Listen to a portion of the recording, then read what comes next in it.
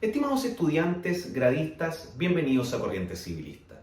En esta ocasión voy a detallar muy brevemente la manera en la cual hay que subclasificar al principio de la autonomía privada, sobre todo en materia de contratación. Este principio, gran principio de hecho en materia de derecho civil, se subclasifica de la siguiente forma. Encontramos primero al principio del consensualismo. Eso nos indica que por regla general basta el solo concurso de voluntades, de intereses contrapuestos o comunes para que el acto jurídico o el contrato específicamente se perfeccione y por ende surta los efectos respectivos. Ahora, como todo en nuestra legislación, hay excepciones y es así como encontramos la compraventa de inmuebles y también, ¿cierto?, el contrato hipotecario, solo por dar algunos ejemplos, actos que requieren del cumplimiento de ciertas solemnidades. A un costado encontramos el principio de la libertad contractual, que para poder analizarla nuevamente hay que descomponer este principio. En primer término, encontramos la libertad de conclusión, que implica en definitiva que somos libres para decidir si contratar o no y además para elegir a la persona del otro contratante.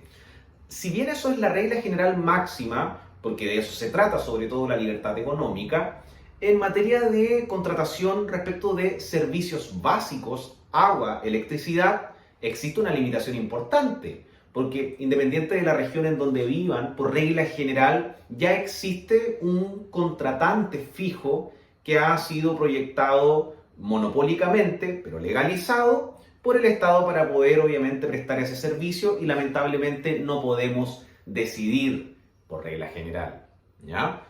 Y en el otro costal encontramos la libertad de configuración interna o de estipulación interna, lo que nos permite además decidir todas las cláusulas del contrato que nosotros encontremos pertinentes. Porque en definitiva recuerden que un contrato debe traducir al papel, traducir a la realidad jurídica, la voluntad de los contratantes que busca copularse jurídicamente hablando para poder surtir un efecto jurídico y satisfacer sus propias necesidades a través del cumplimiento prestacional.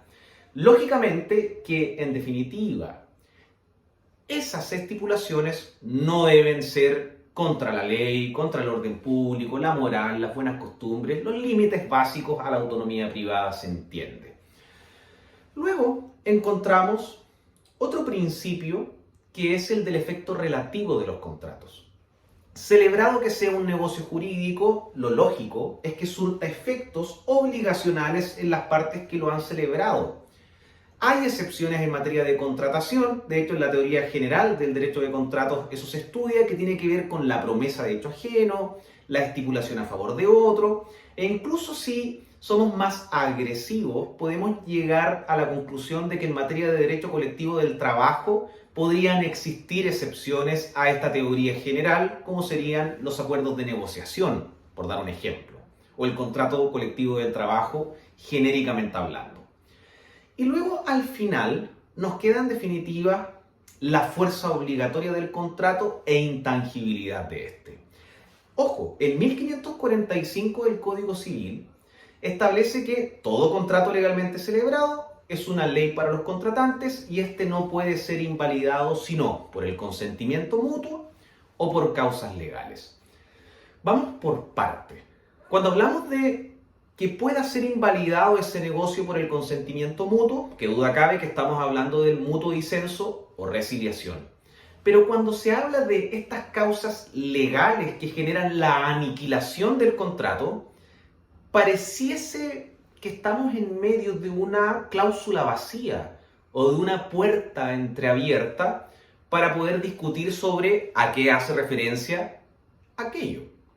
Y bueno, la verdad es que como no es clara la norma, se han elaborado obviamente diversas instituciones que pueden resolver aquello, como lo es el caso fortuito fuerza mayor, como lo es también el hecho de un tercero, como lo es también la nulidad, sea absoluta o relativa, en su momento la inexistencia, entre otros aspectos, por ejemplo, la teoría de la imprevisión, discutida, sí, pero también podría incluirse, y encontramos que duda cabe la pérdida o la frustración del interés práctico del contrato, entre otras. ¿Cuál es el punto? Y acá con esto termino, que la fuerza obligatoria tiene dos ámbitos. El primero es la fuerza obligatoria propiamente tal, que tiene que ver con que el contrato es una ley para los contratantes y por ende tiene que cumplirse. Pacta sunt servanda, bajo consecuencia que de no hacerlo, el deudor va a sufrir todas las consecuencias de los remedios contractuales reactivos. Entiéndase, cumplimiento o pretensión de cumplimiento específico, resolución por incumplimiento, indemnización de perjuicios, excepción de contrato no cumplido o suspensión de cumplimiento, reducción de precio, etc. O ciertos remedios particulares. Pero también esta fuerza obligatoria se descompone en la intangibilidad del negocio, es decir, que no puede mutarse las cláusulas que lo componen si no es por el mismo consentimiento de los negociantes. Y es ese el razonamiento, entre otros, que por regla general a nuestra jurisprudencia los han llevado a concluir el rechazo a la imprevisión contractual como una solución obviamente real para la excesiva onerosidad por causa sobreviniente.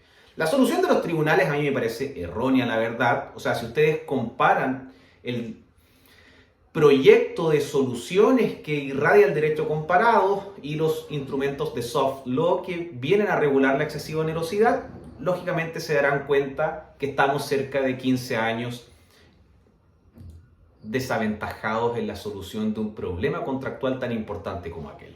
Pero bueno, eso será motivo para otro video. Cuídense, que estén muy bien, nos vemos muy pronto. Chao, chao.